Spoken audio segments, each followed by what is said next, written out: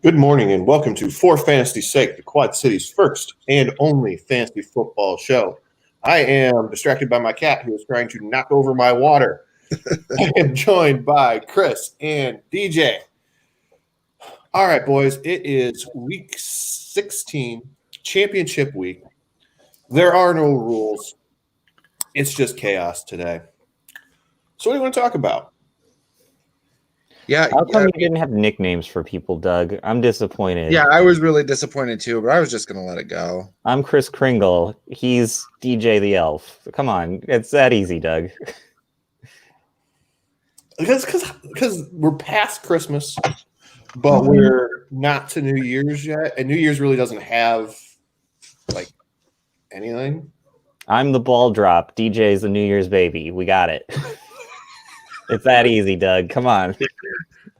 And Joe's already off the rails. He does present very good points, Doug. You always have something witty to say. It's the last week of the season, and Doug's phoning it in. Nothing witty from Doug. Yeah, that's me. It's the Christmas hangover. That's what it is. That's exactly what it is. Somehow, so Doug, do you have too many cookies or? Yes. Too many cookies. Not enough. We got chocolate-covered pretzels at our house. They were delicious. I love those. We made some to take over to Doug, and then we ate them all. So I see. Yeah, that's the way it goes. Yeah, that's the way she goes. Yeah, Friday was weird. Kamara had the potential to score 7 touchdowns because Taysom Hill took that 1-yarder. Right. And then yesterday, the Evans and Gronk. Brady go off, and Gronk, yeah. Mr. Sicoli's not here today because he's probably looking for that $10 he owes Bonnie for Gronk being the tight end 1 this year. And then Myles Gaskin goes off in the night game, and that night game was crazy. I watched it. It was everything was just shenanigans yesterday. Ryan Fitzpatrick redefined a no-look pass. And the Bulls still suck. Huh? Yeah, the Bulls still suck. Do the Bulls still suck? Yes, they've gotten blown out back to back. Got blown out in both games. Oh, really? I think Ryan Sargent was more focused on the fact that the Vikings got 50 dropped on him than that the Bulls suck still. No, the Bulls pretty much got 50 dropped on them in a quarter. Twice. Not good. Well, the first time you could be like, oh, it's opening night. That's not a big deal. The second time you're like, oh, no. Yeah, the first time you're like, it's a fluke because they haven't played in 9 months. And it's a new coach and all that. And then the second night you're like, this isn't good. This is who they are. Yeah. So, back to football because I don't care about basketball. But if you do care about basketball, we have 2 basketball writers on For Fanasy's Sake. So and check out, huh? And looking for more, and possibly a weekly short yardage type show coming for you guys too. If you're into the basketball thing, if you came here to talk about football, let's talk about football. So, what if we didn't come here to talk about football? You're not here to talk about football. Well, I'm here to. Well, Doug, this is supposed to be a football advice show. We don't know why DJ's allowed on it, but it's still supposed to be a football advice show. But my shot sheet that I always run off of, the only line for the first 15 minutes is chaos. The whole damn show. That is accurate. That is what it says. How is that different from what we're doing, Doug? Absolutely nothing. I'm the one causing the chaos this week instead of you two. So I got a question for you guys. It's fantasy football related. I know that's out of the blue for me, but okay. So to keep with the Christmas theme, it's after Christmas. What's the favorite gift that you have unwrapped during this fantasy football season, and what's the gift you wish you could return? I think my favorite gift that I've unwrapped fantasy football wise also turns to be the thing that I wish I could return, and that's Kyler Murray. I was really excited to have him. I mean, I don't want to return him because it's dynasty. It's a dynasty league, but I was excited to be able to get him because I have Hopkins and be able to have that marriage between the two of them. So yeah, I'll say that I was happy to unwrap Kyler this year. And then as far as returning, well, I don't make bad decisions in fantasy football. So as far as returning fantasy wise, I don't know. Come back to me. I'll think on that. All right. I got two. One that I'm really excited about that I think is going to be more of a fun toy next year than it was this year is DeAndre Swift. For me, that's somebody that didn't really pay off a whole lot this year, but I think next year, it being fantasy and everything, that's going to be something that I'm really glad that I did. Yeah. Something that I think I missed out on is I had the potential to draft a Jalen Hurts, but it was a draft that wasn't in person. And so the list that I sent in had Shenault ahead of Hurts because I was really sold on Shenault being a good wide receiver. That's not looking like a great move now, but especially because I have Carson Wentz too.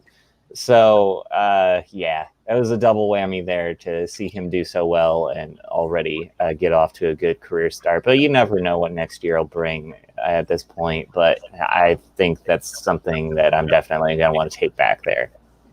I think the thing that I would return in my contract league, I traded for Gurley at the trade deadline, kind of pushing all my chips to the middle of the table.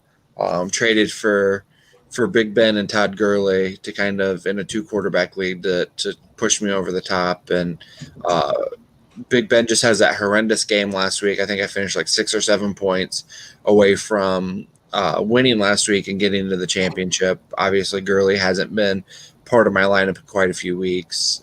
So I kind of wish I could return Big Ben and Gurley, get the picks that I traded back so I could build for the future, after not winning the championship. Mm-hmm. Hey, Deej. Sir. Are we running a DFS this week or what? Yeah, I sent you the link. Why? Other people. He wants you to announce it. Oh, I want to announce it. We do not have Pick'em this week. I did not have time to set that up. Terrible, DJ. It was just a goofy week. But yes, we are running DFS this week. We currently have 7 of the spots filled. But get in there.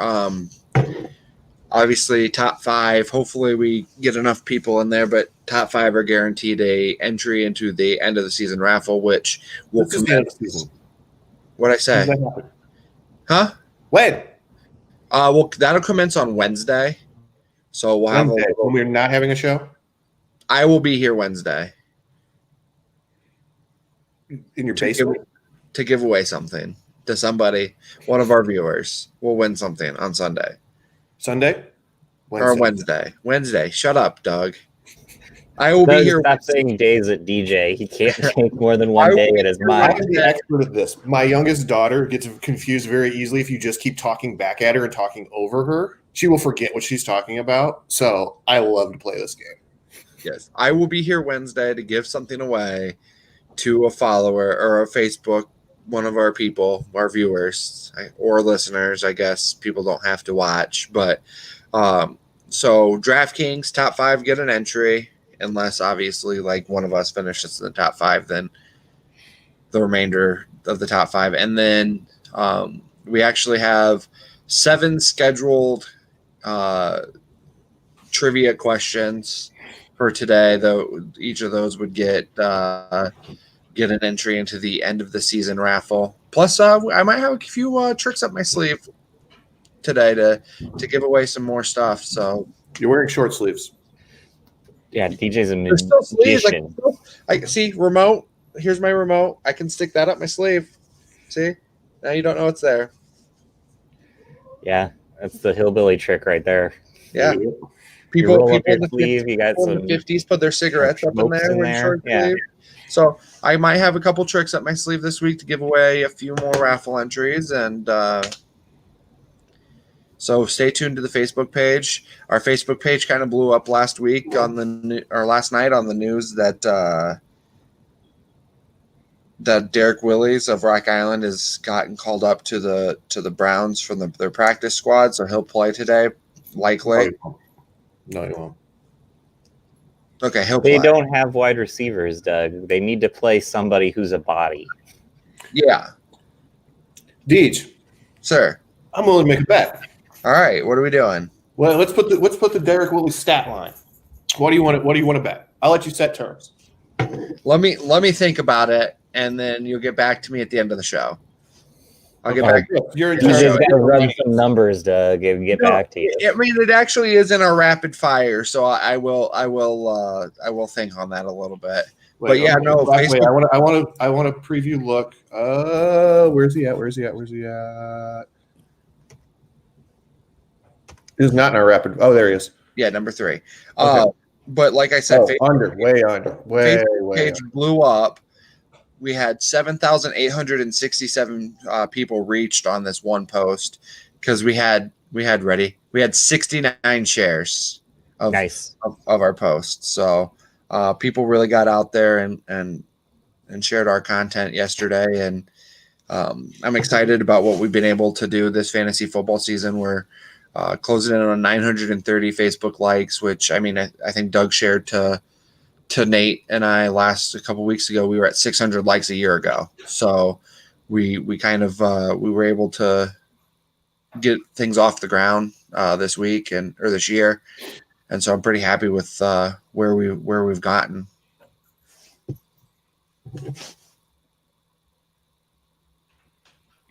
I think a lot of people who have made the championship kind of know what they're up against.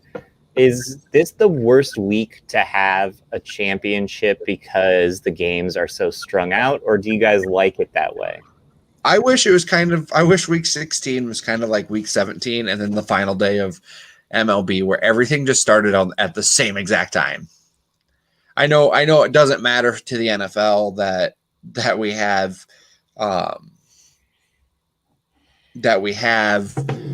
fantasy championships in week 16, but it's kind of nerve-wracking to have in my championship that I'm playing in.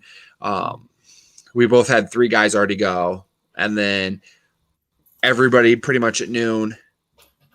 He has Miles Sanders at 3:25 and Tyler Bass tomorrow night, and then I have Aaron Jones and Devontae Adams at tonight's game. So I just wish there's a little less stress related to it. And I think the stress would be if everybody was just playing at the time. You're never chasing, you're never ahead. You're just kind of boom, boom, boom, boom, boom, boom, boom, you know? Do you think it's more to do with than people are continuing to talk about it all week? I really did like the Friday game. I'm not going to lie. Like I liked having that Christmas game. You're kind of not the Thanksgiving type of hangover, but you have a little bit of a Christmas hangover, and it was nice to be able to just kind of chill out and watch. You know, it was fun not playing Alvin Kamara to watch him score 6 touchdowns on Christmas Day. So it's nice to see him destroy the world with his Thanos glove. Is that what you're saying? His Thanos glove and his red and gold, or his red and gold cleats, or red and green cleats. Yeah. Yeah. If I'm him, I'm never not wearing those. Yeah, he said he would donate. He would donate whatever fine, the equal number of whatever fine he received from the NFL to charity. So that's pretty cool. And when we come back from commercial, we'll kind of talk about charity events and stuff like that. So, commercial. Are we there yet? Yeah, we are there, Doug. Okay. See, told you. Chaos. No idea what's going on. Hey, look at my giant Coke right there. Let's slide that off the screen. All right, here we go for the final time. Sunday is still the best day at Kavanaugh's Hilltop Bar and Grill. While your favorite jamokes aren't on the deck talking fantasy football, they are still one of the best places in the Quad Cities for your football viewing pleasures. Their back deck is ready to go for late season playoff football. The sides are up, the heat is on to protect you from Mother Nature, where you can enjoy the Bears, the Packers, and any of your favorite out-of-market teams on their 10-foot screen. If outside isn't your thing, you can head into the remodeled inside bar area and watch NFL Sunday Ticket on their numerous screens and play their adult video games. I hear they have the loosest slot in the Quad Cities. That's Kavanaugh's Hilltop Bar and Grill. 1228 30th Street in Rock Island, the non-bubble home of For Fantasy's Sake. We are no longer a PG show, as you saw from early on, but we are still saying Frick at For Fantasy's Sake. Frick's Tap, that is. If the Davenport side is more your style for your football watching pleasure, head on over to Frick's Tap, 1402 West 3rd Street, where they have 20 beers on tap. Beer isn't your scene? That's okay. They have $3 you call it during all of the Sunday football game. Frick's has the NFL Sunday ticket on all 13 greens, so don't fret if your team is playing on the West Coast this week. So for Frick's sake, head into Frick's Tap today.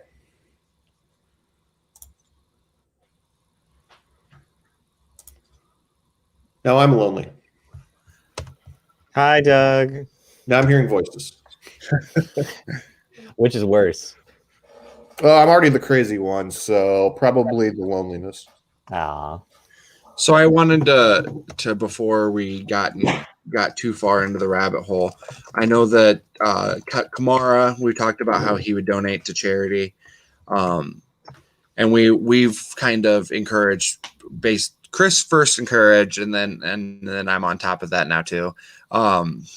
If Kamara helped you, I think he scored 53 fantasy points to win a fantasy championship. If he helps you win a fantasy championship this week, consider donating a portion of your winnings to a charity, and his charity is called Son of a Saint.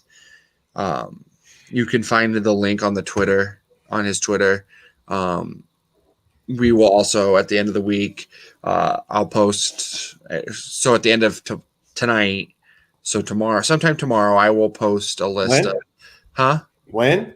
Sometime tomorrow, I will post a list of some of the top scorers in fantasy football from this week and what charity they support. For Kamara, that's Son of a Saint. For Mike Evans, that's the Evans Family Foundation. And then for Miles Gaskin, it's Seattle Children's Hospital and Research Fund and the Behavioral Health Crisis Clinic. So those are a couple charities that you could consider donating winnings to, as well as like I said before, if we've helped you in any way to win a fantasy championship, either taking our advice or not taking our advice, the quote unquote favorite charity of For Fantasy's Sake would be Foster's Voice, and we can post a link to that on our Facebook page tomorrow as well. All good stuff. Yeah, I think like you said when you kind of threw this out, it's nice to give back because this is a little bit of an extra money, and I know in a large part NFL players don't really give a shit about our fantasy teams, but it's nice to give back. And I think largely, this is, I know like Todd Gurley put out a tweet a few years ago when he was the fantasy MVP, hey, right. Thanks to my fantasy guys, this is how much my charity was able to raise over the week. And I know that like Josh Allen's grandma passed away a couple months ago, and people donated to his charity, and that's a nice thing to do. I know we have no connection to these guys, but it's a nice way to say thank you. That's a nice way to help people in need too, because that's the unseen part of this, is that it helps the people that need the help the most. It's money you didn't expect to have, and if you can help somebody just based off of somebody doing well, that's commendable, I think. So yeah. And you can write it off on your taxes. Yeah, DJ. That's what really matters. That's next month. Tax season is next month. Okay, good, Doug. Yes, that's what I know. All right. So what else do you want to talk about? Like literally, we have like nothing on the shot sheet. So like Tampa Bay just yesterday was huge. Brady only played a half and threw 4 tutters. Evans blew up, and I think that was kind of a expectation for some of his owners, is that he saw some pretty decent matchups in the fantasy playoffs. And I know that a team in our league, in my dynasty league, he was kind of targeting Evans, knowing that his matchups were pretty tasty.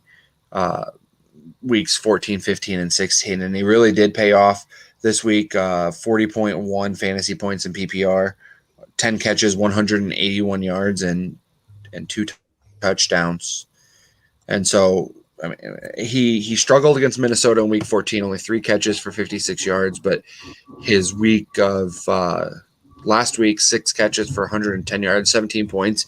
I think that was over what people kind of expected out of him based on what he had done in previous weeks. But this week was definitely a big one. And I think that was a very good, you spoke about unwrapping Christmas presents. And I think that was a very pleasant Christmas present for his fantasy owners, for him to go out there and just kind of explode. Better question, DJ. Do you actually think Tampa Bay is good at football? Any team is good outside of Missouri. They've been really up and down. Like, they look really good against some teams, and you know, that game against the Bears, they just looked awful. And I think that some of that comes from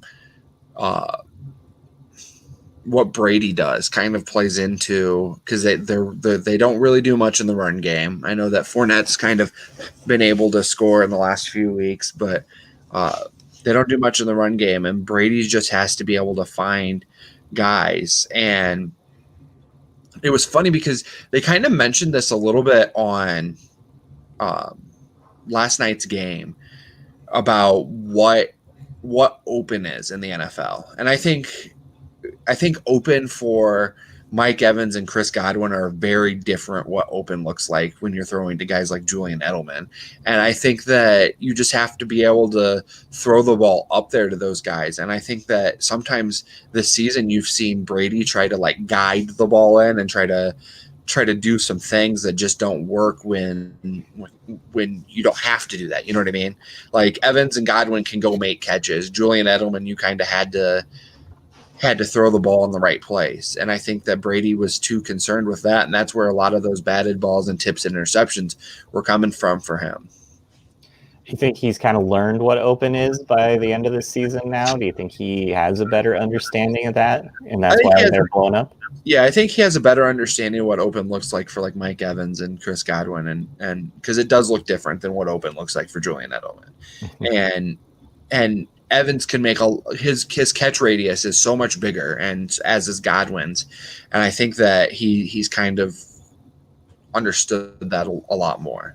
Mm-hmm. Right. Maybe that's why he's had such a good connection with Scotty Miller, is he's tiny and white and not very talented. Yeah, and I think his open looks a lot similar to what Julian Edelman's does. Probably true. What about? I know that you play Dynasty, and Doug to an extent plays Dynasty again. And what about Myles Gaskin? I think he looks like he can be very good. If he's not going to be like a fantasy star, but I think he's somebody that's going to stick on your roster and be there for a while as either player that you can sub in and feel good about, or a player that you could get in the flex. So I think that he's somebody who's going to stick. He's already fought off Ahmed because people were very high on Ahmed, and then Gaskins looks like he's won that matchup now. So I would feel very comfortable keeping him and going into next year. I think watching that game last night, they looked like two very different runners, and Gaskin clearly looked like the better runner. And and like Michael's kind of been on this train with Gaskin for a few weeks. Is he's a serious weapon out of the backfield, and Tua is going to even look for that. And that's the guy who they were talking about. He kind of struggled on knowing what NFL open is, because he played at Alabama, who has these top tier wide receivers and guys that pass the ball to, and he had to kind of learn what space is open in the NFL. It was kind of cool to actually hear Kurt Warner talk about it. Well, NFL open is different than, college open. College open is 10 yards downfield, and in the NFL, it's maybe 2 yards at most. So, yeah, that's definitely a huge difference. I didn't see the end of the game. How was that an intentional decision to put in Fitzpatrick, or was that an injury related? So they put him in early in the fourth quarter, I think it was. 9 minutes. Huh? 9 minutes left. Yeah. And I think Flores kind of said the same thing as he did when they brought in Fitzpatrick in Denver. There's just certain situations where they feel like Fitzpatrick gives them a better chance to win the football game. Okay. Maybe just like a guy running a 2-minute drill that Tua is not there yet kind of thing. Is that about what it? Yeah, that's what it seems like because Yeah. he's fully committed to Tua being their starting quarterback going forward. But He just needs to bring in the closer. he just needs to bring in the closer. Is this something we're going to see from more teams going forward? Do you think this is something that we'll catch on? I don't know. Maybe that's what they need to do with Carson Wentz. Let him play the first 2 quarters and let Jalen Hurts play the rest. I have no clue.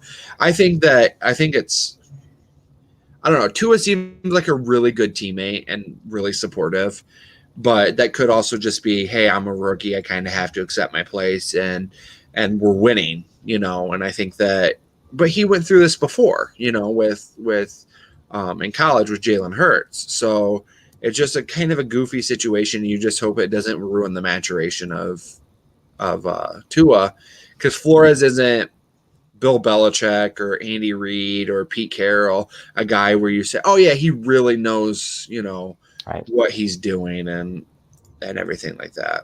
Mm-hmm. DJ's got all kinds of information on the screen now. No, this is Doug. Oh, Doug. I really do Doug feel is doing something over there. I didn't know that Doug did that. Yeah, I really do feel bad for James Robinson not being able to play in this game. Like, a kid from Rockford gets to play against, presumably his favorite team growing up, and now he doesn't get to play. But big ups to the Jaguars. I think they value Robinson, who I know really wanted to get out there. And I think this really shows that they're invested in him for their future, that they're not just going to toss him out there when he's a little nicked up. Yeah.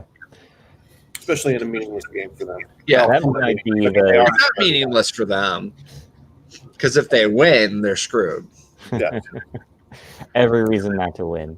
Just the way sports is supposed to work. One of the biggest problems, I think, is that one of the things we were talking about earlier is unwrapping a gift. I think James Robinson might be the best gift anybody could have unwrapped this year, just because he went from undrafted free agent to fantasy darling, and it deserves to be that way next year too. He's somebody going forward that I think is going to be a stalwart there. I wonder if with Rockwell Armstead, if he doesn't have some permanent effects from the COVID when he's able to come back next year. I'm wondering what the split's going to look like. Robinson's clearly their starter, but I do truly wonder. Plus, we have no idea who their coach is next year or their quarterback. There's so many questions in Jacksonville, except who your starting running back's going to be at this point. Feels like if you do drop in a good quarterback there, you could be looking at a potential playoff team, though.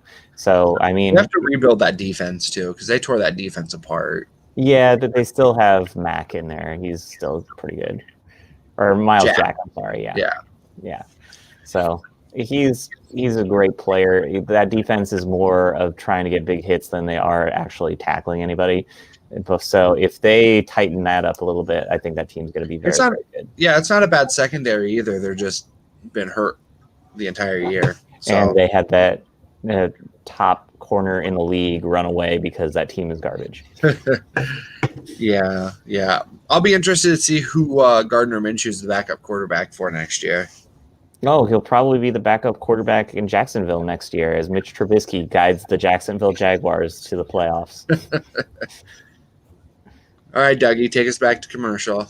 Already? Yeah, me and Chris are making shit happen today. Okay, well, I'm glad somebody is. All right, here we go. Located in the Belgian neighborhood of 7th Street in Moline, Clint's Drafthouse Pizza and Grill is home to some of the Quad City's best food and drink specials.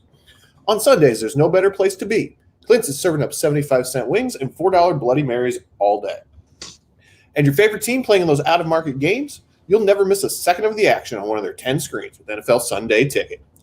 And after you've had your wing and bloody fix, finish your football watching experience off with one of their famous Quad City-style pizzas. And folks, they know pizza. They've been spinning QC-style pies for the last 22 years, which is older than Sicoli. So make Clint's part of your Sunday football routine. Clint's Drafthouse Pizza and Grill, 7th Street in Moline. Who doesn't need a solid handcuff on their fantasy squad? Grab a bite to eat at Clint's Drafthouse while watching the noon games, then head on over across the Moline Rock Island border to the corner tap with some libations during those 3 o'clock games.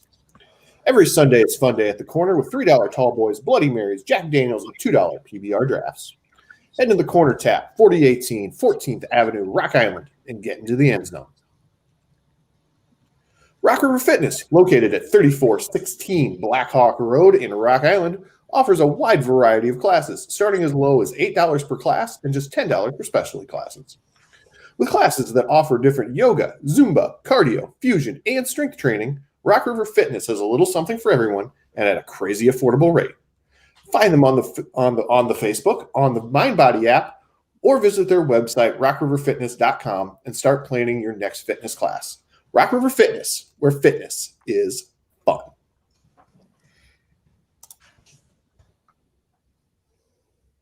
So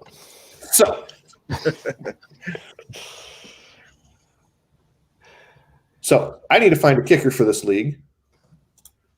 Where's Linda when I need it? It's a Jordan league. It's Jordan's league.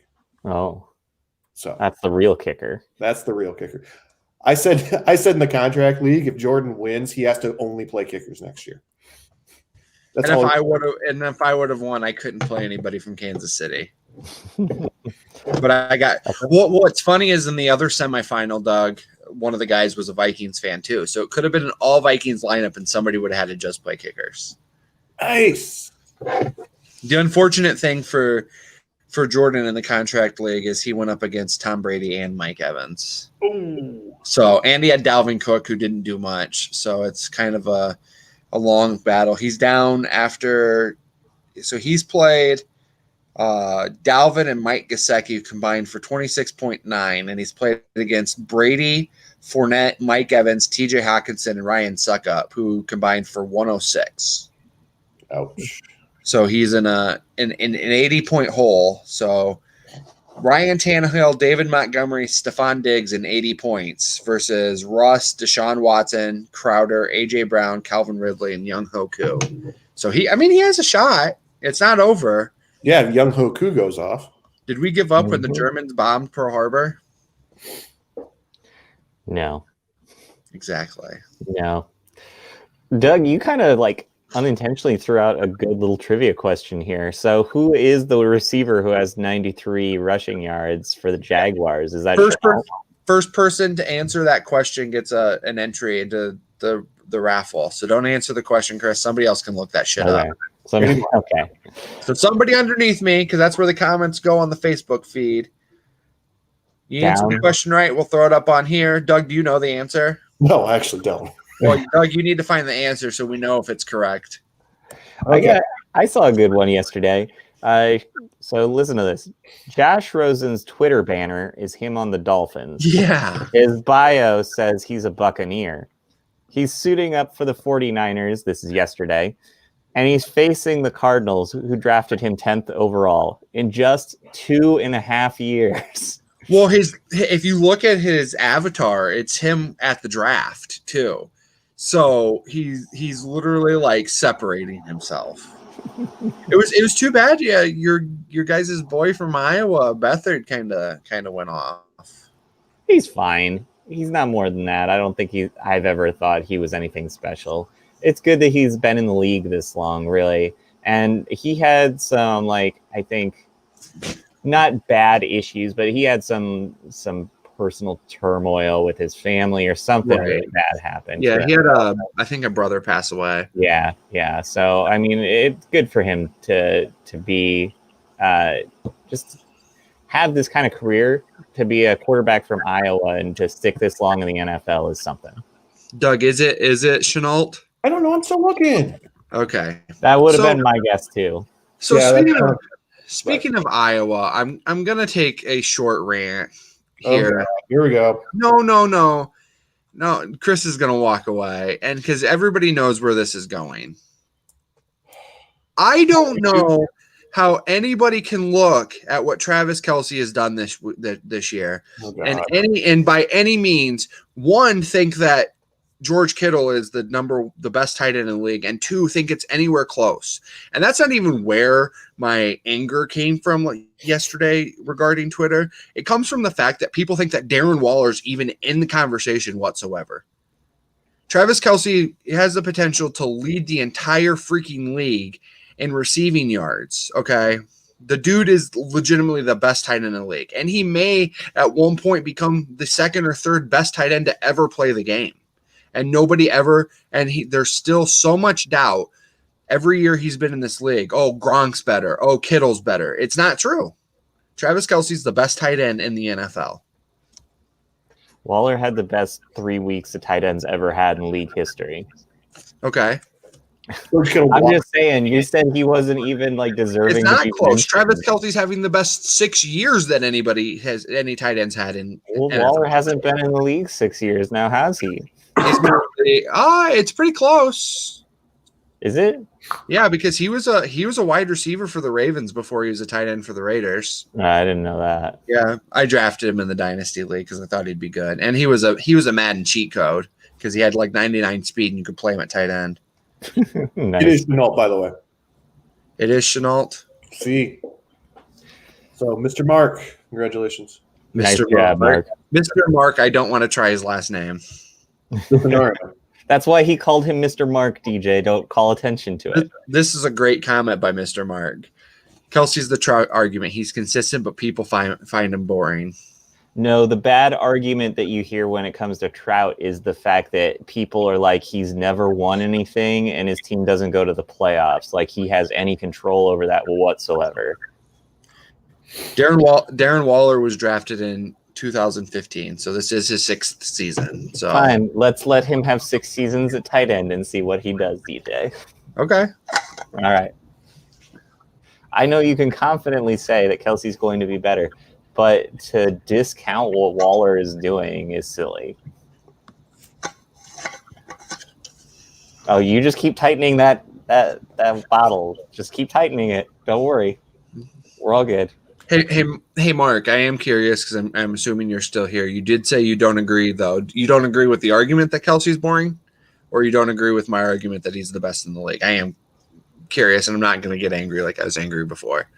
Only person that can possibly people find it boring because of consistency. Jordan Wrangler and Dustin. What I imagine. You what?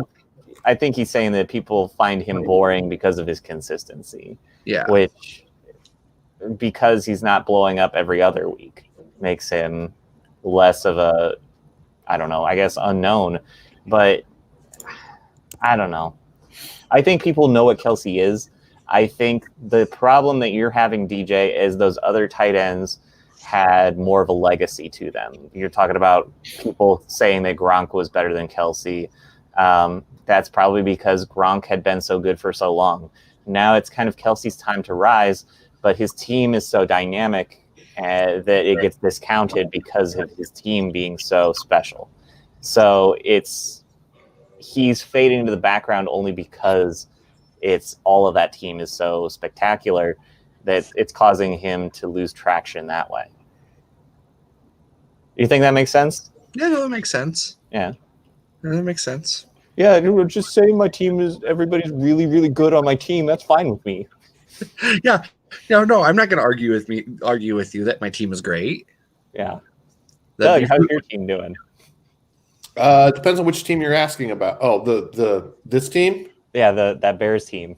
So we have false hope in Chicago, just like on the north side and in the basketball vicinity. So yeah, standard. Is that going to be the new Star Wars movie? The North Side? Hope? No, A False Hope. A False Hope. I'm sure there's a porn parody about that somewhere. Doug, this is a PG show. Yeah. If Chris could be dropping balls earlier. Hey, I insinuated. I didn't say it. So you think it's all fake, Doug? If they make the playoffs, do you think they win a game?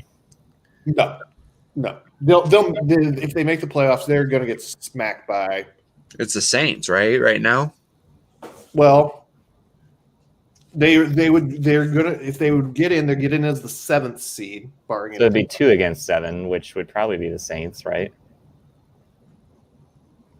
Yeah, or Seattle. Green Bay likely locks it up tonight. Well, I guess they'd have to win, but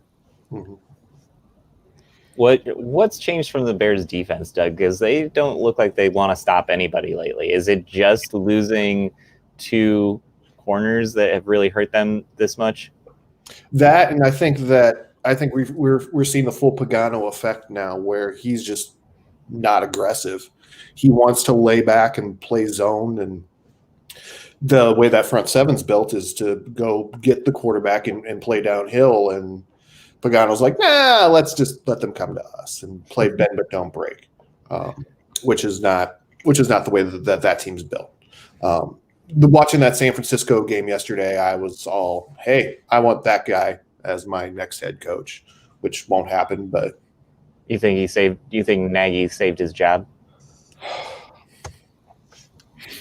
I don't know if he saved his job, but I think that 49ers guy won't come to Chicago. I think somebody else will snap him up.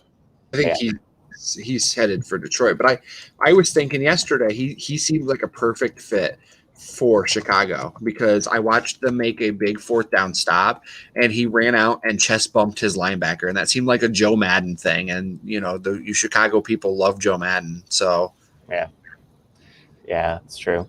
He won a championship, so you can't hate that. Yep. DJ, I'm going to tie this to the Chiefs, so it holds your attention. So what do you think of Matt Nagy? So I do think that it tends to the argument that are Andy Reid's assistants really that good? Because Peterson, like you said in the past, Frank Reich had a lot to do with that championship.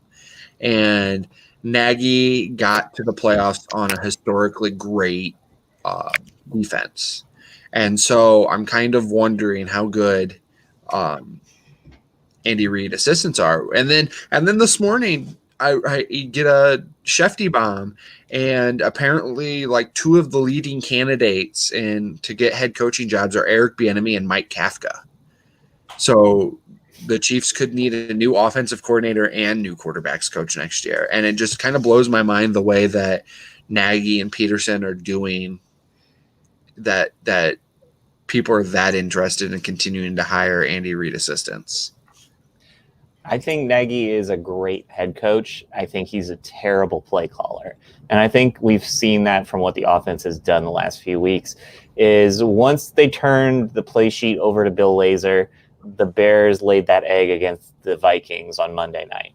So everybody was like, it's going to be the same old Bears. But since then, they've scored 30 to 40 points against the Lions, which you go, okay, it's the Lions. Then they score 30 to 40 points against the Texans, and you're like, okay, well, it's the Texans. And then they scored 30 to 40 points last week.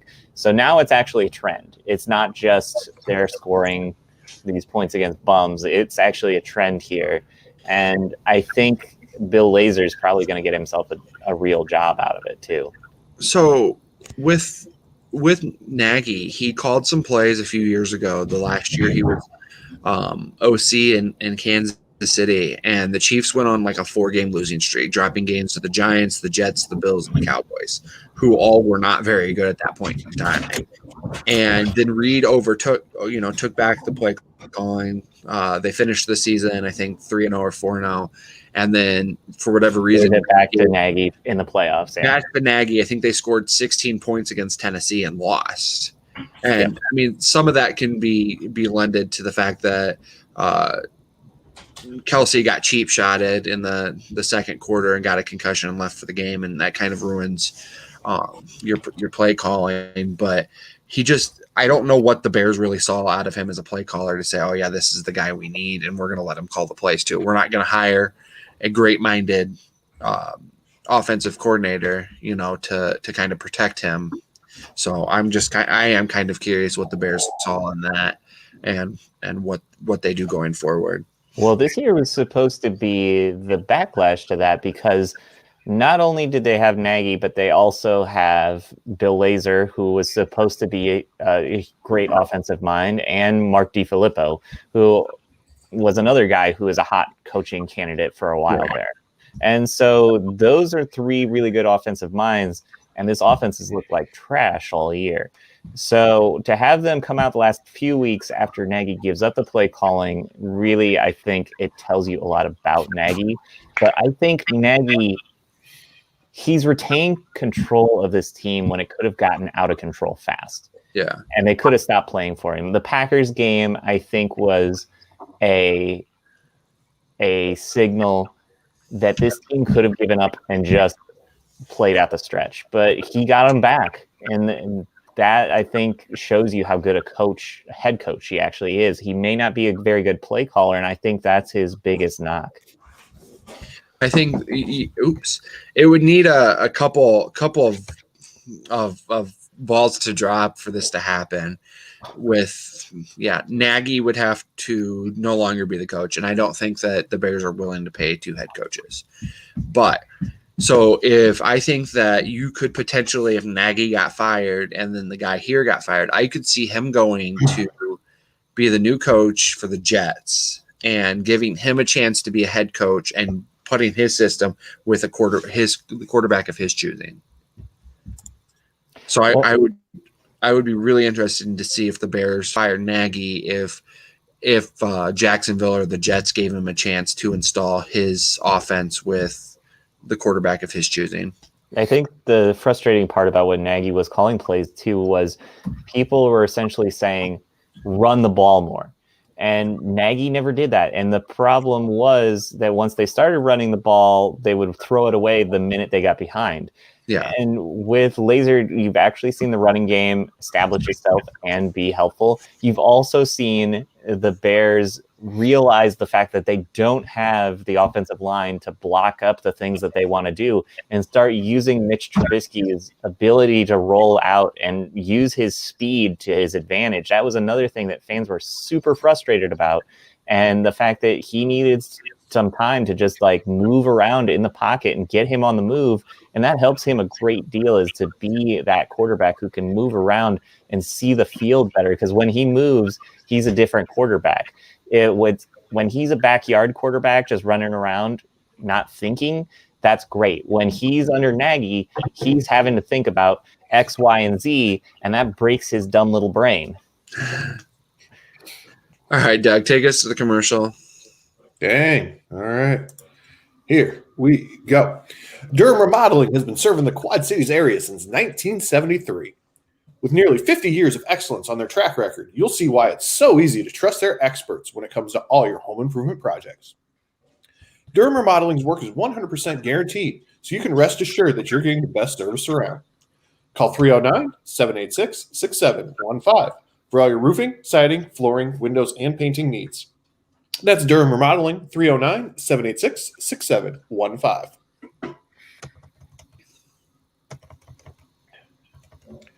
Hate mowing? We know Deej does. Need your lawn or business landscaped? Need your grass aerated or fertilized before the ground freezes or it already froze? Need anything else yard related? Yard Barbers LLC is your hookup. And they aren't just good for your summertime yard blues. They work all year long, so you can get signed up for those winter services for that annoying to do snow removal that's coming this week, and you don't want any piece of that. Find Yard Barbers on Facebook at Yard Barbers LLC. Send them an email at yardbarbersqc@gmail.com or shoot them a text at 309-235-1595. That it. That's all I got. All right. So, go ahead. No. So. All right. So without Sicole, I become the quote unquote DFS guy this week, which is a dangerous thing. Even though Chris is way better at DFS than I am. I like value, DJ. So Chris, you had mentioned when we were going into the show about how you feel like you have to pay up to play running backs this week. There are some bargain bins that I had found, and then our guy Dan, is it McCulloch or McCullough? I think it's McCullough. Dan. Oh, that's our boy at DFS with Dan, he comes through with a couple of names, and I also have them, but I'm really liking Melvin Gordon, and Kareem Hunt and Le'Veon Bell are all guys who are kind of at that sub $5,800 salary. And I feel like you have to play Kareem Hunt this week. I think with the issues that Cleveland's going to have at wide receiver, he's going to see a lot of targets, and I think that he's kind of a must play. I know that a lot of the experts of DFS guys will kind of shy away from playing guys like Hunt because he's going to be probably one of the top owned guys. But I like Hunt because you don't want to miss out on if a guy blows up. You don't want to just be contrarian and then miss out on that guy. So, like, do you really want to be the guy who didn't play? I'm not saying he scores 6 touchdowns. Don't read this as that. But do you want to be the guy who didn't play Kamara because everybody's going to play Kamara? All right.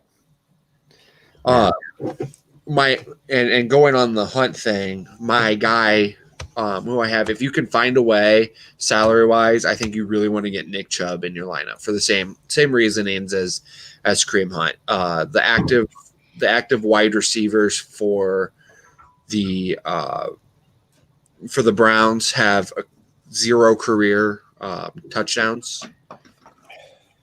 So I think that Nick Chubb and Kareem Hunt are going to see a lot of targets.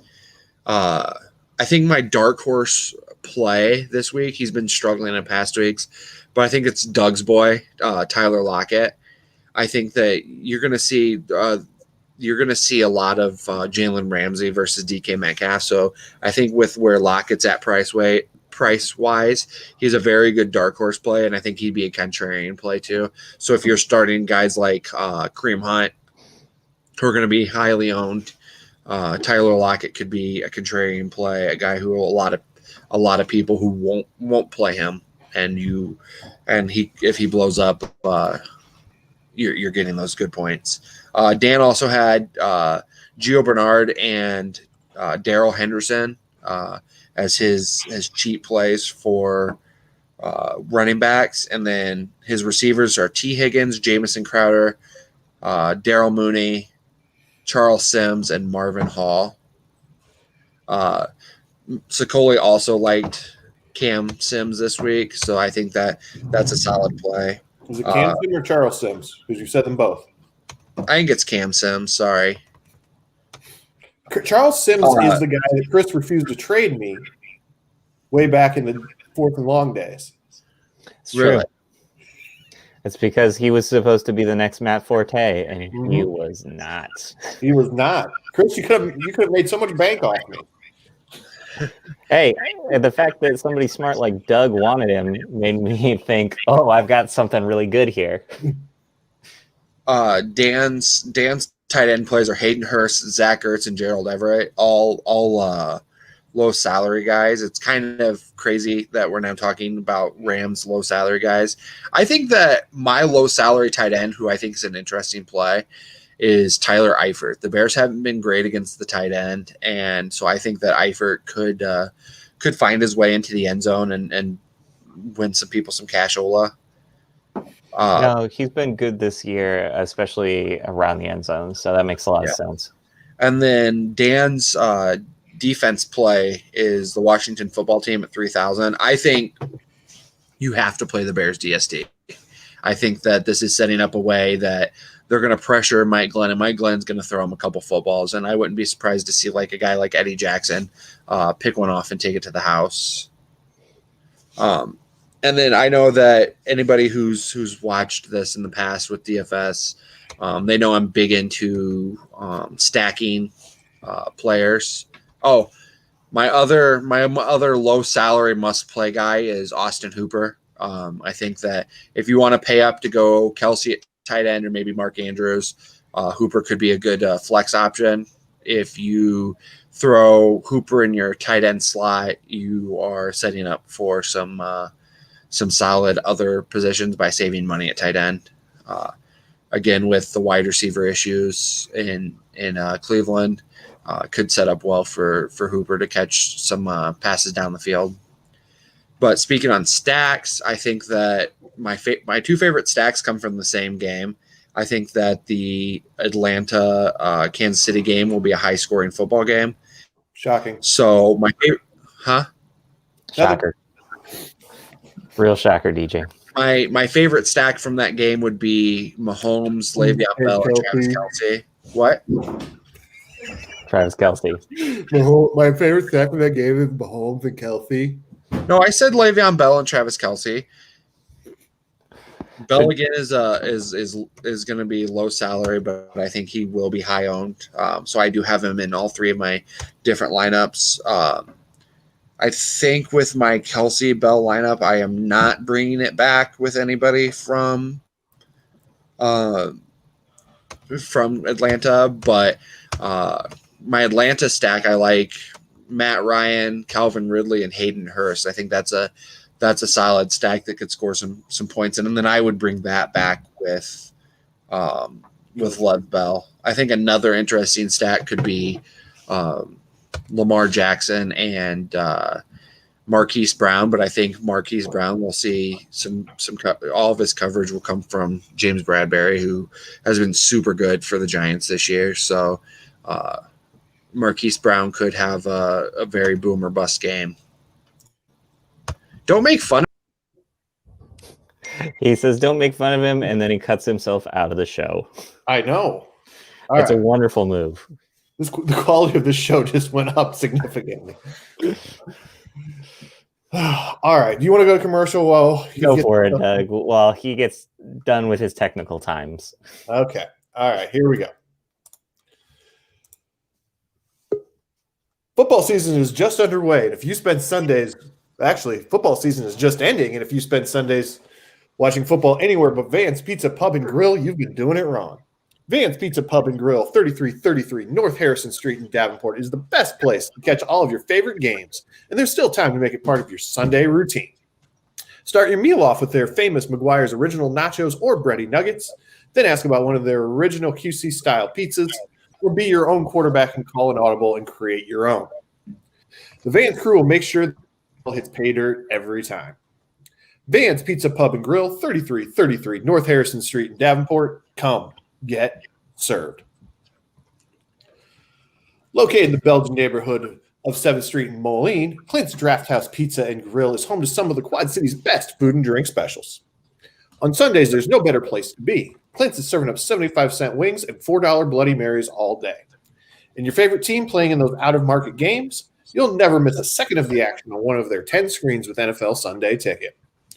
And after you've had your wing and bloody fix, finish your football watching experience off with one of their Quad City-style pizzas. And folks, they know pizza. They've been spinning QC-style pies for the last 22 years. So make Clint's part of your Sunday football routine. Clint's Drafthouse Pizza and Grill, 7th Street in Moline. Hey, look who's back. Back again. It's really not nice to make fun of me for trying to win people some money, okay? Have you not been part of the show for 2 years? Do you not know the premise of this show? I do. I watched the movie Soul yesterday because they were talking about it on like ESPN, that it was available on Disney Plus. So I watched it, and I've never wanted pizza as much as I have watching that movie, because they talk about how great like food is and how great pizza is. And during both of those ad reads, I just kept thinking about that and how much I want some pizza now. It sounds amazing. Yeah. Last year I used to hassle Nate during the reads and ask him about the bready nuggets and the pizzas and what kind of pizza we would get and all that kind of stuff. But now this year I can't hassle anybody because I got to do the reads. I'll hassle you, Doug. Don't worry. Thanks, I appreciate that. Mm-hmm. Well, it looks like Deej is off Deejing again. So where are we? Top of the hour. He's probably doing the inactives. He's working on his inactives. Yeah. No, and fantasy thing I've been thinking about lately is just trying to find the right mix of things when you're thinking about players that you want to keep for next year. Mm-hmm. Who's a couple of names that you've been thinking about, Doug, that you didn't expect to be anything this year, but now you can't wait to keep them? Is there anybody that comes to mind for you that fits that bill? Oh, you would ask me a hard question like that. Especially off the cuff. Yeah. Oh, I don't know. While he thinks about it, let me run through the okay, there we go. Oh, Saved by the Deej. So Pittsburgh, Indianapolis, no Chris Boswell and no Anthony McFarland. Obviously Boswell was important fantasy wise, but if you do kickers, but Anthony McFarland has not. I don't know if there's an injury there or if he's just a healthy scratch. Atlanta and Kansas City, no Julio, which we knew. No Alex Mack, their Falcons starting center, or their starting guard James Carpenter. On Kansas City side, no Clyde Edwards-Helaire, and no Damian Wilson, the Chiefs starting linebacker. I think the Chiefs are down to their third string starting middle linebacker, so that'll be interesting to see what Hurst and the other tight ends can do. And then I know that Ito Smith is the quote-unquote starting running back for the Falcons. Bears, Jags, no Demetrius Harris, no Riley Ridley, no Ski Ryan, Buster Screen, yeah. Yeah, no Jalen Johnson. Doug hates himself some Buster Screen, but he is a fine nickel corner. He is not. He's the worst cornerback in the league. He's Colin corner. Johnson. He's fine. No Colin Johnson for the Jags. No James Robinson, as we knew. Bengals, Texans. No Tyler Boyd or Fat Randy Bullock. What about Skinny Randy Bullock? Nope, he's not playing either. Hey, you know who played last night? Alshon Jeffrey? No. Mick Gesicki. Anyway, Texans side, no CJ Prozice, no Duke Johnson, no Phillip Gaines, and no Isaiah Coulter. Giants Ravens, no Golden Tate. For the Ravens, no James Proche, no Mark Ingram, no Jimmy Smith, no Marcus Peters. Cleveland and the Jets. Cleveland, everybody's got the Rona who plays wide receiver. So Cleveland catches the ball. Huh? Wait, Or catches the ball. What are the odds that the Jets win 2 in a row? They won't win this game. Even without a wide receiver core? Yeah, they won't. They have other people to catch the ball. They just beat the Rams last week. They have NFL caliber wide receivers. They just No, they don't. Are you trying to tell me that they still have Nick Chubb and Kareem Hunt and Austin Hooper and Derek Willis, okay? So, Cleveland Jets, we talked about the Rona, but they will also be without Tedrick Thompson and starting tackle Jedrick Wills. The Jets, no Chase McLaughlin, but he's a kicker, so nobody cares. Backup third string quarterback. And NFL.com spelled this guy's name wrong, so screw them, right? Mick Gesicki, suck it, Doug. And that's it for the noon game. So make sure to check back, NFL.com, Twitter, whatever. Make sure none of your guys are surprise inactives for the 325 games. For the Green Bay game, I know Jamal Williams is doubtful, so he'll likely not play. So A.J. Dillon will be the backup to Aaron Jones. And they're expecting that to be a weather-impacted game, 10 to 25 mile wind, some wind gusts. Aaron Rodgers doesn't give a shit about your weather. So, Doug, do you have an answer for him? I don't think Doug has to answer that question. Here's a real question for you, DJ. I have an answer for Doug, though. Oh, okay, you can answer. Doug's 100% going to have to find a way to keep J.D. McKissick next year. Yeah. He's on a 1-year deal in our contract league, and Doug should probably franchise tag him for $100. Does Doug have $100? You have $1,000. Oh, okay then. I'll do that. You owe me some money then. I think my big time guy that I was definitely keeping, and I know this wasn't I was thinking about not keeping him guy, but I'm big time in on Justin Jefferson. Oh, yeah. Like to the point where in this contract league, I gave him a huge extension to buy him out to after, because we can keep guys Our max contract was 5 years for them until we extend them. And I extended him to the point where he will be a free agent after my 5-year guys. Cool. So what was going to be the question? Oh, my question for you, DJ, is just looking at this Cleveland debacle that's happening there. How do you not try to, like, even DFS wise, how do you not try to go get somebody like Njoku, who's probably going to see a ton of snaps today, even like out at the wide receiver position? Right. That seems like somebody that it would be a great low leverage buy that will see a ton of volume. Because I just, my big answer is because I'm bigger in on Hunt and Hooper, and I don't want to invest too much into that game because, like Doug said, they did play well last week against the Rams, and defensively they were able to stop Goff. But Baker Mayfield's back to playing dangerous, and he's back to having that swagger. So that is a very valid question, and I don't know, but I feel like Hooper and Harrison Bryant are the better options there, because I think Njoku will see a lot of his targets further down into the red zone, where it is. I know you get more points out of that, but it is harder to predict who's going to score touchdowns. But I do think that you could see. I think these receivers are going to surprise people. Well, and you say Baker Mayfield's playing dangerous, and unintentionally that can be taken two different ways, especially with Baker Mayfield. He's playing very well. He's got that sweat. I'm playing off his I woke up feeling dangerous. Like, he's played very well over the last several years, or several weeks. Well, and while Doug is banging on the wide receivers in New York, why is Jamison Crowder a guy that you would buy into this week? DFS wise, yes. Or starting? I think I actually have him in a lineup. Oddly enough, he was great until he got injured, and then since then he's kind of slowed down a little bit. But he started to show signs that he's coming back strong last week. Ooh, bye, Doug. He was a guy that Dan likes this week because I think his salary fits well. Yeah, 4,500. And buying low on those wide receivers, where you can buy a little lower than the other positions, does help you get in some of the higher salaried guys to where you could play Chubb or Kelsey or buy up on Mahomes, stuff like that.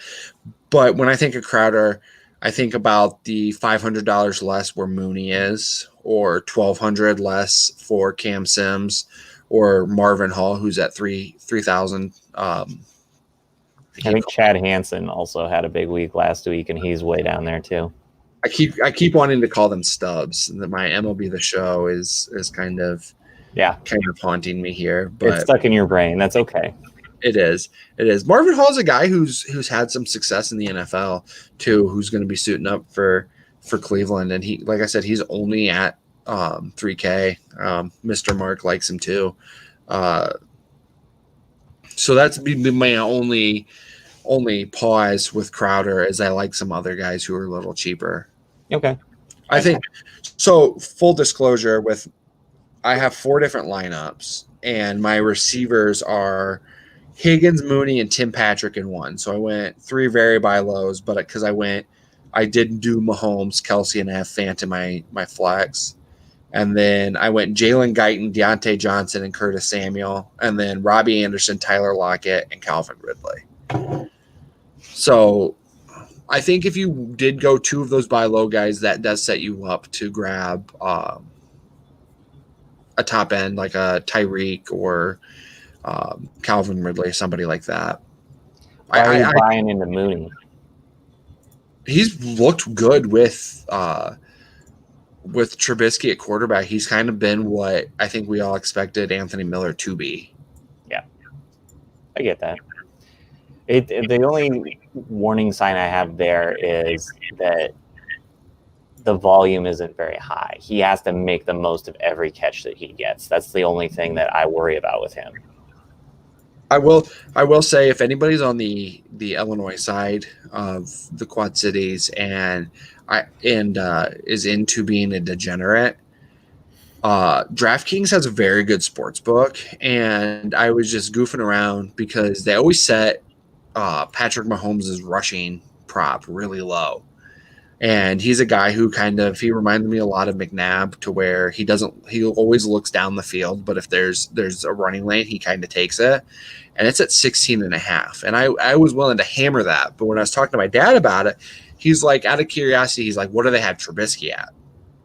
And so I went and looked, and Trubisky's also sitting at 16.5, which I think is super low for him because he will run. Yeah. Mahomes is looking to pass, but Trubisky will run. And so if you're on the Illinois side, you're a degenerate like I am, maybe download the app, put some money on Trubisky over 16.5 rushing yards. There's some really good promos for new users. I guess it makes some of the games that I'm not going to watch a lot more fun. Yeah. Or if I don't own anybody fantasy wise. And so maybe check it out. You guys on the Iowa side, you have to drive to like Clinton or somewhere to get in on their sports book. Or you can go William Hill, who's it's in the aisle. Oh, really? Okay. Yeah, but you can't on their app. You can't do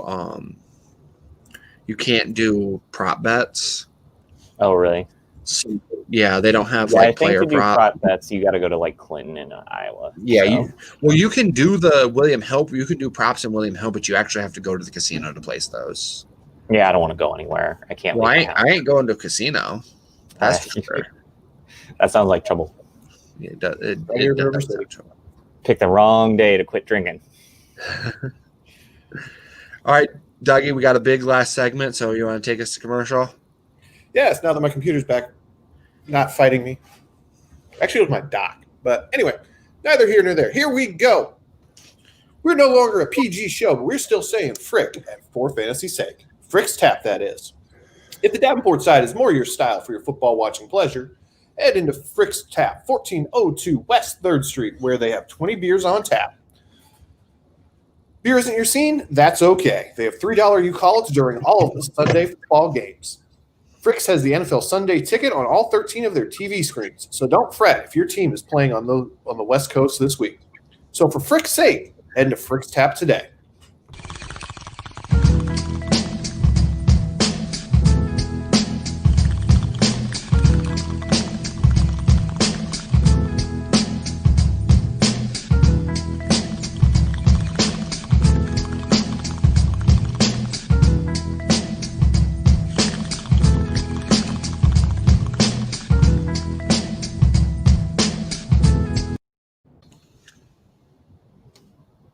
It's Sunday, the best day of the week here for fantasy's sake. You know what goes well with a football Sunday? A pulled pork Sunday from the Big Cheese, the official food truck of For Fantasy's Sake. If you're more into our Wednesday evening show, Short Yardage, you might want something lighter as a bedtime snack. So try out their grilled cheese, which is just $5, or add a slice of ham for another $1 if you're feeling frisky. They travel all throughout the Quad Cities with their menu perfect for lunchtime or dinner time, so give them a follow on Facebook to see where they might be next. And try their hamburgers where you can get a single, double, or triple for $5, $7, or $9. The Big Cheese, bringing you Short Yardage every Wednesday night. Ba-dow bow. What was that noise? Ba-dow bow. Bow bow. Do-doom down down. And we've got somebody some trademarking licensing fees there. Hey, Doug's just making generic noises. I don't know what any of that was. That is factually correct. All right, so what are we doing? You want me to start reading stuff? Yeah, let's go to questions. Oof. All right, first up from Mr. Tim Corwin. Have Kamara. Need to replace Keenan Allen in half-point PPR. T. Higgins, Michael Pittman, or Tyrone Johnson. So I think that if you played Kamara, Gaskin, Evans, any of those crew, if they're for your team, you play it safe and you get the guys who are going to have a solid floor. If you played against those guys, you want to go the ceiling route, the guys who have the higher ceiling. So with him having played Kamara, I like T. Higgins because I think he's the safest to play. I like T. Higgins because he's the best player of that group. I was going to say Pittman, but what do I know? All right. So this question comes to us from Sicoli, who didn't actually send it to us. He sent it to ESPN, and he's a jerk. All right. Pollard/Zeke versus Mooney versus Cam Sims in an upside play. I think Mooney has the biggest upside. Zeke, I think Zeke's going to play. Yeah, I was going to say, if it's Pollard, I'll take Pollard. If it's Zeke, I'll take Mooney. Yeah, that's how I feel. That's exactly how I feel. So whatever you do, Mike, then take Cam. Yep. Cousin Bo, in his TD heavy league, Deontay Johnson or Kiki Kuti? Deontay Johnson. Deontay Johnson, even though I have a love affair with Kiki QT. Do you? I do. He's a QT. All right. Will Hindman, whatever. Started Mike Evans, full PPR, Hunt or McKissick? Hunt. It's PPR McKissick. I'm gonna take a bold take here, and you guys can make fun of me. I think that there's potential that Kareem Hunt and Nick Chubb will both finish as top 12 running backs this week. I think that's possible. DJ loves him because he's a former Chief. Probably. Former Chief. Former Chief. Chief. Yeah. Hey, it's Adam. Adam Sebbing wants to know. He played Kamara and he has Gaskins. Ozigbo against Chicago, Guyton against Denver, or Dawson Knox against New England in tight end premium. Guyton. I was going to say the same. Surprisingly, so was I. Oof, that's not good, Adam. Then go with Dawson Knox. Yeah, that's also was the other one I was going to go with. So yeah, he was definitely my backup. So Zigbo's definitely the play here. All right. Jordan wants to know Zeke, Mike Davis, or Malcolm Brown? Mike Davis. Yep, Mike Davis for sure. See. Kmet, Jonnu, Schultz, or Akins? Jonnu. I'd go Jonnu too. Akins looks like he just can't wait to get to the sideline and suck that oxygen. That is a big man. I'm going to take my boy Kmet here. I'll be the homer. Homer. Bears. Bears. Yeah. If they had anybody worth saying Bears over again, Doug, we would be saying that a lot, but they don't. Okay. All right. Zeke, Crowder, or Hilton played against Brady and Evans? Crowder. I think he has a high ceiling. Hilton. I was going to say Crowder too, sadly. Lockett or DJ Moore? He already played against Kamara. Where have we gotten that Zeke's not the answer to that question? I think we've seen Zeke maybe potentially retire after this year. Ooh. No. I mean, it's just that mental side of things. He is not mentally tough. So when things go bad, Zeke goes bye-bye. Still an interesting take. Salary cap hell. Mm-hmm. Even if he retires? If he retires, it all goes away, right? I'm not sure. I'm not a capologist. Me either. I just play a handsome fantasy football host on the internet. All right. Do we answer Lockett or DJ Moore? No, Lockett. DJ Moore. Lockett. All right. Gio, Henderson, or Gallup? Henderson. Gallup. I love Gallup. Gio. All right. And Jack Crawford says pick 2 of Aaron Jones, Kareem Hunt, or Antonio Gibson. I say first 2. First 2. I'll go Hunt and Gibson. Oh, Chris.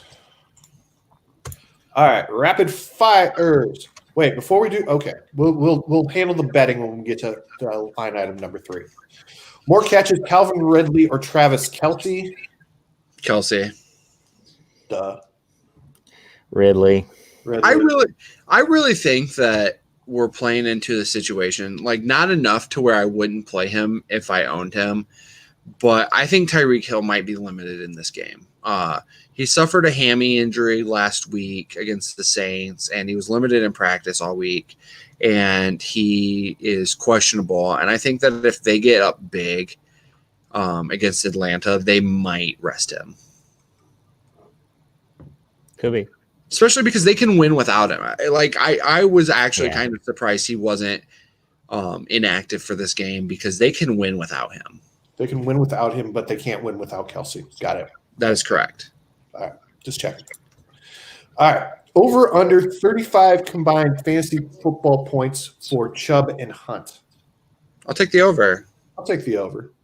That's a lot of points. I would go under on that. I think they're going to struggle to move the ball in this game. All right. The pièce de résistance of the rapid fires. Over under 61 yards for Burlington's own Derek Willie, his career high. I'll take the over. I will take the under. Okay, so here's the bet. All right. We'll put it at 61.5. No. I'm not. I don't even think he gets a catch. Oh, really? Yeah. I mean, if he. All right, we'll set the over under at 1.5 catches. No, it should be a half a catch. Okay, fine. I was giving you the benefit of the doubt, but fine. Half a catch. Yeah, I'll take the over on half a catch. I would take the over on half a catch, but 61, that's not happening. All right. So I want the under on half a catch. If I'm right, I'm saying we're going to see. Let me do the bet first, and then I'll say what I think. We'll see. Okay. So if I'm right, let's see. What do I want to make DJ do? If I'm right, DJ has to change his Twitter avatar to Javi Baez until 2021. Okay, that's 4 days. That's fair. All right. If I'm right, so we'll do. If we're doing Twitter avatars, yeah.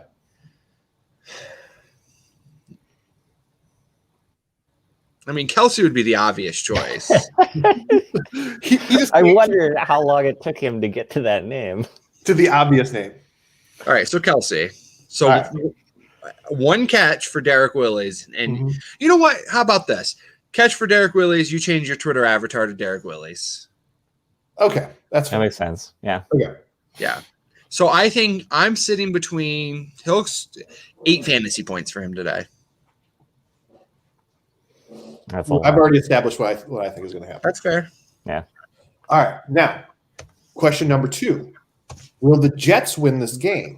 I say yes. No. No, I don't think so. You guys are wrong. So wrong. So wrong. So wrong. So wrong. So wrong. So wrong. I am going to rub it in your face when the Jets win this game. Mm-hmm. I'm going to be obnoxious about it. The Jets are going to win, but Willie's going to have like 10 catches. Yeah. And so Doug's not going to know how to feel. That's probably how that's actually going to go down. All right. Top scoring quarterback for the week. Patty. Well, I mean, I would say for today because Brady's got to be the top scoring quarterback for the week. Yeah, going forward from today or Monday. Okay. Yeah, I'll go with Mahomes. Give me Josh Allen. There's a name I would never pull out. True. All right, here we go. Wheel of Steelers wide receivers. Deontay Johnson. Claypool. I was right last week on Juju, by the way. You were. All right. David Montgomery, over under 26.5 fantasy points. Wait, Juju scored the least last week. I was still right. That's okay. neither here nor there. David Montgomery, over under 26.5 fantasy I points. thought you took Claypool. Under. That's a lot of points. Yeah, Under. I'm going to take the under on that. All right. More rushing yards, Lamar Jackson or Daniel Jones? Is Daniel Jones even playing this week? Yeah, it's Lamar. Still Lamar. All right. Top scoring running back this week. Chubb. Hunt. Way to go out on a limb there, guys. Yeah. I'll show you, DJ. Aaron Jones. Which is a big limb, I know myself. More receiving yards, T. Higgins or Brandon Cooks? Higgins. Cooks. Melvin Gordon, over under 70.5 rushing yards with nobody else to run the football. Over. Revenge game. Go get him. I'll go over. Okay. More catches, J.D. McKissick or Mike Davis? Mike Davis. More catches. I'll go McKissick with that. I'll go Mike Davis. Top scoring wide receiver this week. Allen Robinson in a revenge game. Adams. I mean, that's probably the right answer, but still. Diggs. All right. Jalen Hurts, over under 232.5 passing yards. Over? Under? Those are the options, DJ. We're going to go over here. No, I said under. DJ said over, but we both made the same questioning voice. Oh, okay. I wasn't looking at the screen, so I couldn't see that. All right. Top scoring pass catcher in Rams, Seattle. I feel like this is a Bobby Trees kind of thing. Yeah, Bobby Trees. Then I'm going to go with a Cooper Cup. All right. More rushing yards, Derrick Henry or Aaron Jones. I already took Jones as my guy. Henry. Yeah, which is probably the right answer. I wish I could see Derrick Henry stiff arm Aaron Rodgers into the ground. I would get much joy out of that. Top scoring tight end. We already know what you're going to say, Chris. Oh, Travis Kelce. All right, we've established all three of us are picking Travis Kelce. Waller played yesterday. He played yesterday, Hart. Correct. Yeah. I know. I always worry that I'm going to do that, and this is the one time that I did. I almost called you Harper. You're Andrews. acting like a child. Mark Andrews. I like that Mark Andrews play. Sure. Let's do that. He's stewing right now. You can tell DJ's stewing.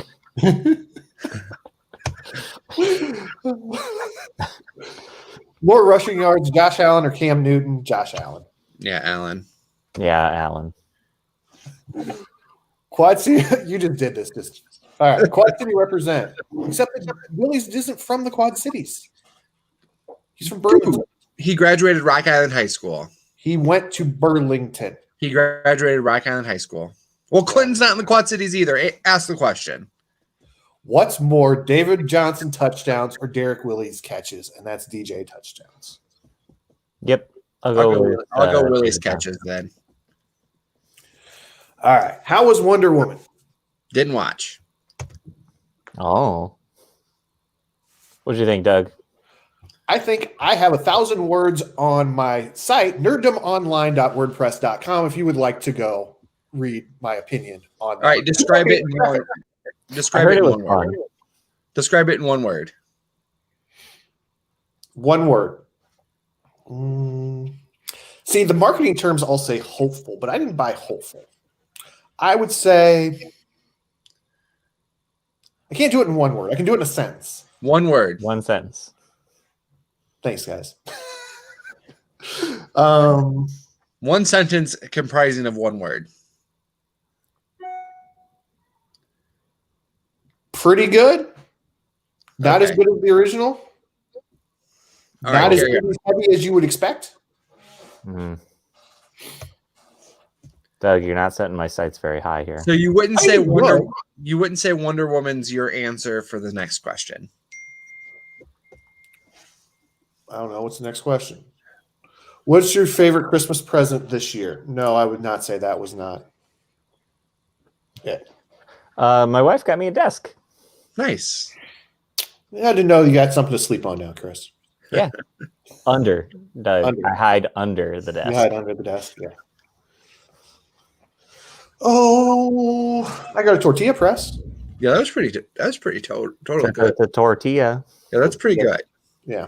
My favorite Christmas present was my wife got me a replica Super Bowl ring.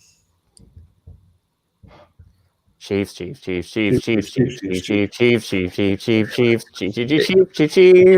it's pretty cool. Yeah, it does sound like something that will be in your house. Mm-hmm. Then why aren't you wearing it? How do you know I'm not? I don't want to know where you're wearing it at. Oh, on his toes. That's still not. Yeah, gross. Yeah. All right. Favorite moment from the show this season?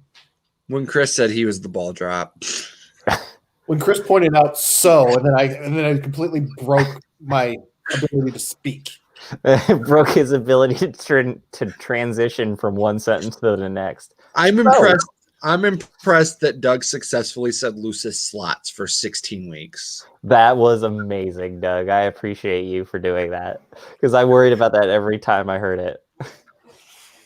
I'm also impressed that we got through 16 weeks of the NFL season. Nobody killed anybody. Well, we're not through 16 weeks, but yeah, we did more than 16 weeks though. We did. Yeah. We did. And a draft show, and in a lot of weeks, 2 shows a week. Yeah. That is crazy. That's why we're all out of things to say at this point, guys. That's accurate. We do want to make sure that we say thank you to everybody, because that's coming up. I've got a long list. If I miss anybody, you let me know, Chris. All right, I will. He's not going to thank us. All right. No. Are you ready for this? Yes, but you're still not bootylicious. We would like to thank all of our viewers, everyone who took time to like our page, share our posts, and ask questions each week. Our top fans on Facebook: Jeff Hansen, Bo Elam, Charles Owen, Jordan Rangel, Matt Reyes, Tyler Radosevich, Travis Sprite, Tim Corwin, Ryan Nettleton, Rob Dominacki, Ethan Gordon, and Jake Scudder.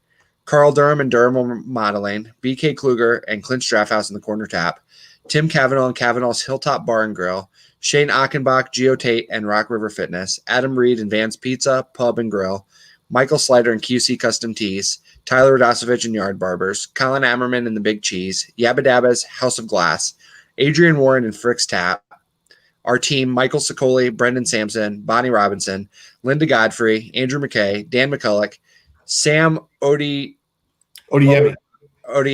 Brent Monroe, and Matt Seward, and our wives, Joe Green, Lindsay Steele, and Megan Jarvis.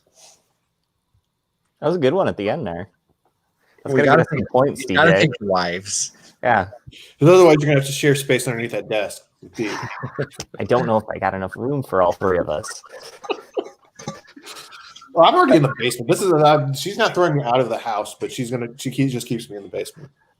So I know DJ had to read off a list to make sure that he hit everybody because we don't want to miss anybody. But just a sincere thank you to everybody who took time out of their busy week to share in our silliness, even for a little bit, because it is kind of like a family. It's not a huge viewer base right now. And the people that are out supporting us have been fantastic. And just to have that level of support from people is really meaningful. To have the contributors that we've had this year is outstanding, because it takes us 30 minutes, or not even. It takes you 3 minutes to read an article. It takes maybe 2.5 hours for somebody to write an article. So for us to have the people that we've had, the amount of talented people that we've had sign on board to just be a part of what we do, That's special. And thanks to all the sponsors too that are willing to take a chance on something that's new, something that's not proven. That's something that is also very special, and you deserve all the credit and to have your names read over and over again every single show, because you're doing something that's not something that's going to be marketed. It's not something that's proven. This is something that you're doing because you believe in it, and that's special. Agreed. Except that takes DJ 30 minutes to read an article. It does take me. It does. He has to start off with the nouns, and then he has to go back and read it again for like.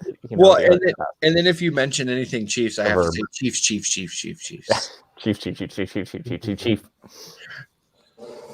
Isn't that easier to say than Cardinals? Yeah, less syllables there. All right, Dougie, take us home. Alrighty.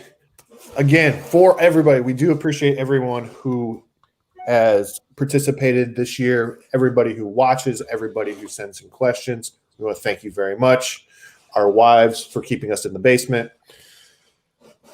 All right. So with that said, good luck with your plays today, and we will see y'all next year.